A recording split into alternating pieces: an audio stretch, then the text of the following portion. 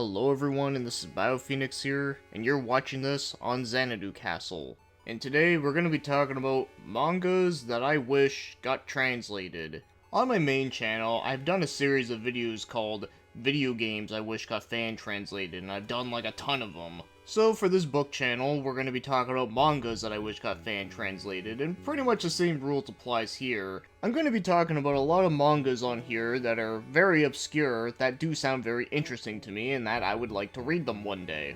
And I'm sure most of these would get a fan translation first, before an official translation, but you never know, weirder things have happened before. And of course, I don't expect these to happen overnight, as I do understand that it's a lot of work that goes into it. And this is really just for a fun discussion anyways, because I always like talking about these really weird obscure stuff that most people might not have heard of. So with that out of the way, let's begin. So the first one we're going to mention here happens to be Tanensoku Denji Bure. I probably didn't pronounce that right, but here's the title spelled out if you need to know. But yeah, Bure. It almost sounds like Blu-ray.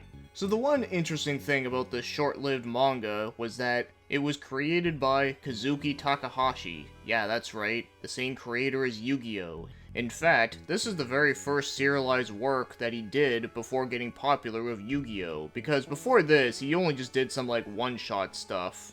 Now in case you're wondering what this one's about, and unfortunately there's not a lot of info talking about it, but from what I gathered is that the main character is a muscle guy who is a hitman, and eventually he falls in love with another girl, and eventually he has to protect her by joining in some wrestling matches. That's the most I can say about it, but even with just that alone, that at least does sound kinda fun. But it is only 2 volumes long, so I have a feeling this is one of those series that might have ended a little bit too soon, given that it was in Shonen Jump. But I do think it is at least worth a look, for that it at least does have some interesting historical value to it, and from the little bit that I've seen online, it does have some pretty cool looking artwork.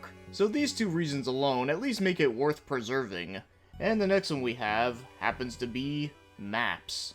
Yeah, that's literally the name of it, just plain old everyday Maps. So it's a little bit hard to track down unless you type in Maps manga, but yes, this one was written by Yuichi Hasegawa. Now this is one that some people might be familiar with because it actually did get an OVA made out of it, and I have seen it, and yeah, I actually kinda liked it. I thought it was a pretty cool series. But what I was surprised by was that the manga series was 17 volumes long, which was a lot longer than I expected. So that tells me that there must be quite a bit of things in the manga that never got made into the OVA. But in case you have never heard of this one before, which is understandable, even for an OVA made in the 90s, it's not one that a lot of people talk about. I'll sum it up quickly, as there's quite a lot to talk about here, and I have covered it on my main channel, but yes, to sum it up, there is an alien girl who comes to Earth, and she ends up meeting a boy named Gen, and it turns out in his genes he has coded a treasure map, and they use that map to find what she is looking for.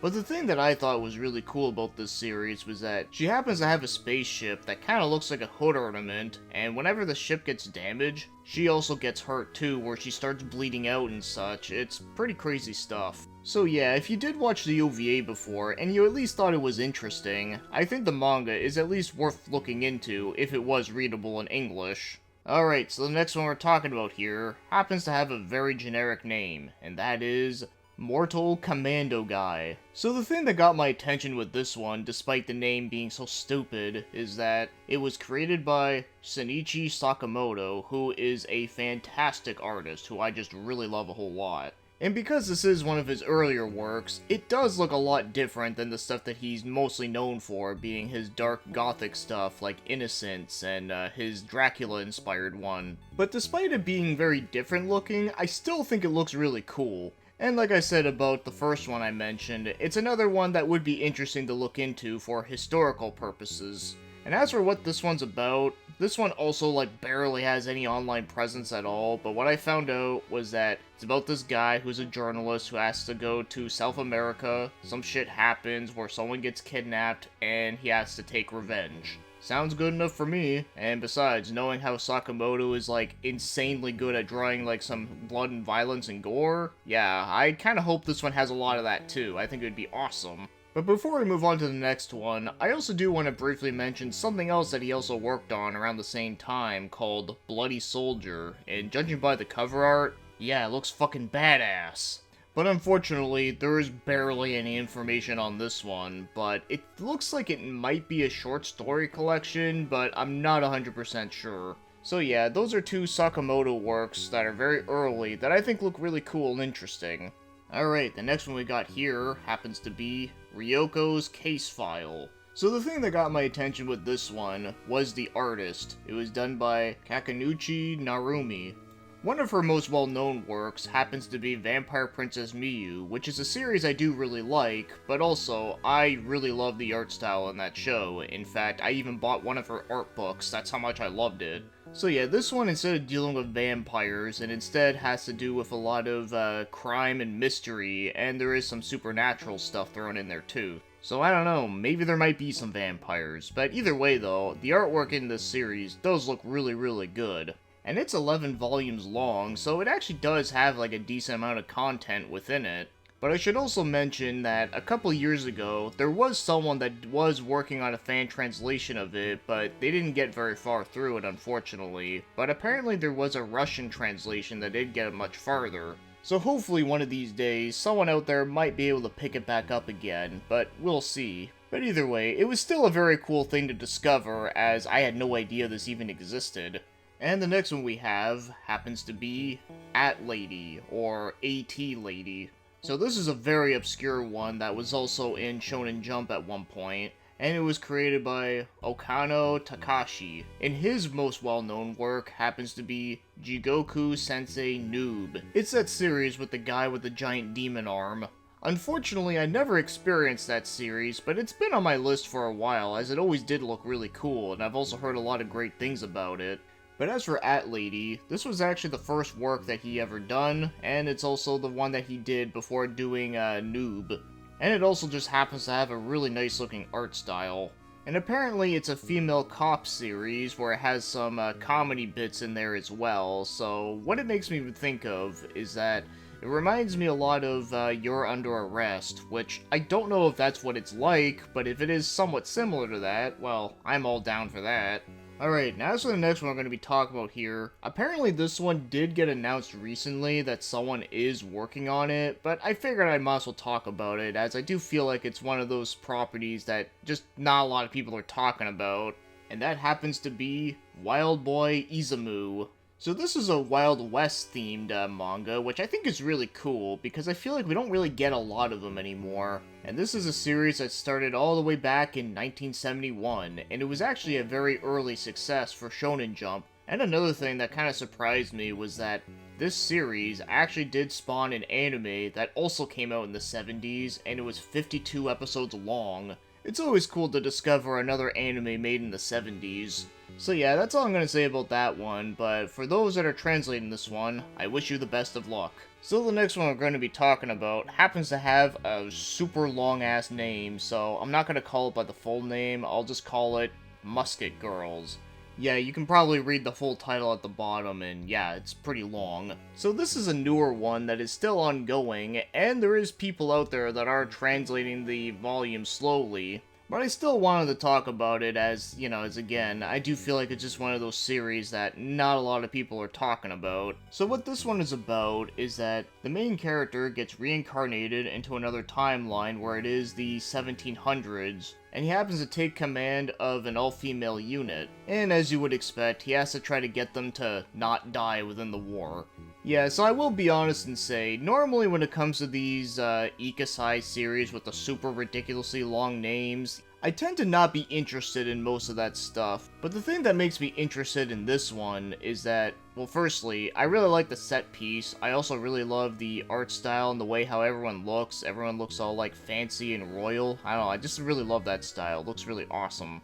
And one thing that I read from other people that have been talking about it, the very few people that have been, is that apparently there's barely any fan service stuff within here, which I'm very glad for.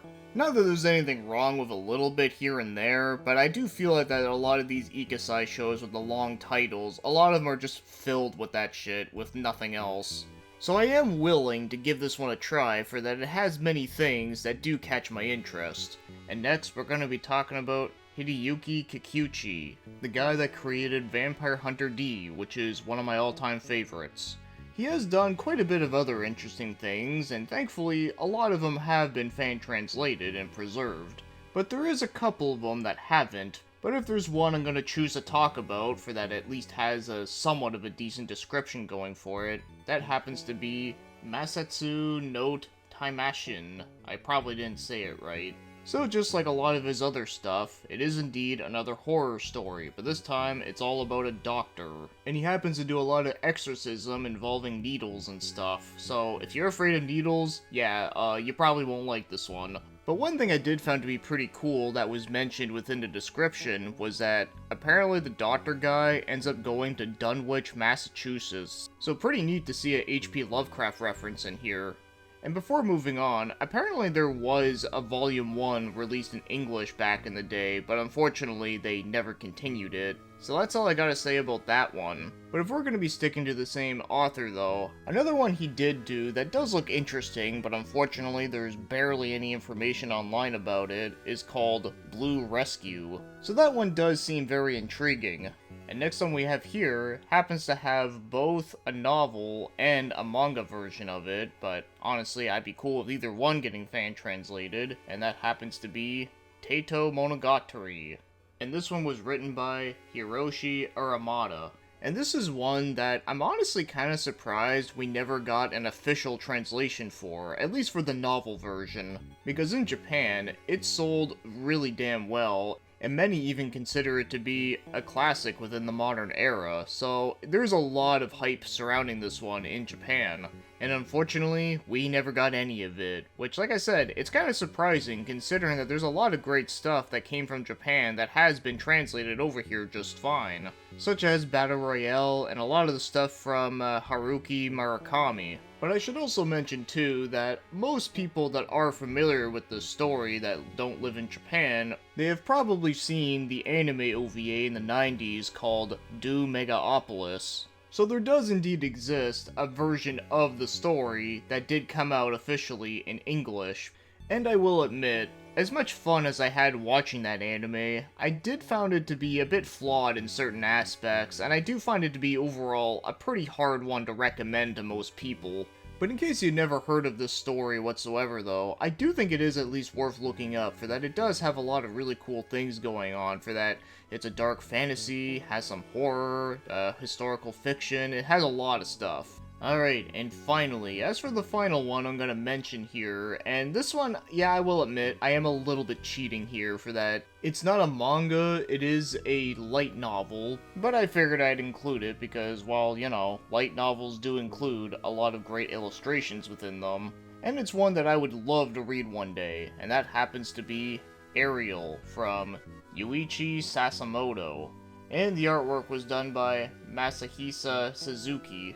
So yeah, this is a science fiction mecha series that also has some comedy bits as well. And there were two anime OVAs that came out for this one in 1989 and one in 1991, and I covered them on my main channel, and I actually did like them. But they were one of those OVAs where you can tell there was a lot of stuff that was missing because it was just way too short. And when you look at the number of volumes they had, yeah, they had 20 volumes plus 2 side story ones, so yeah, there's a lot of content that never made it into the anime OVA. And the artwork alone for this one is just super gorgeous, and I love it a whole lot. In fact, that was what made me want to watch the OVA, and well, yeah, like I said, I liked it for what it was, but man, I really want to read this stuff. So that'll be it for this episode of mangas I wish got fan translated. Well, I guess mangas plus one light novel, I guess, but you know. So what are some mangas that you wish got fan translated? Or you can even list some that you wish got an official translation.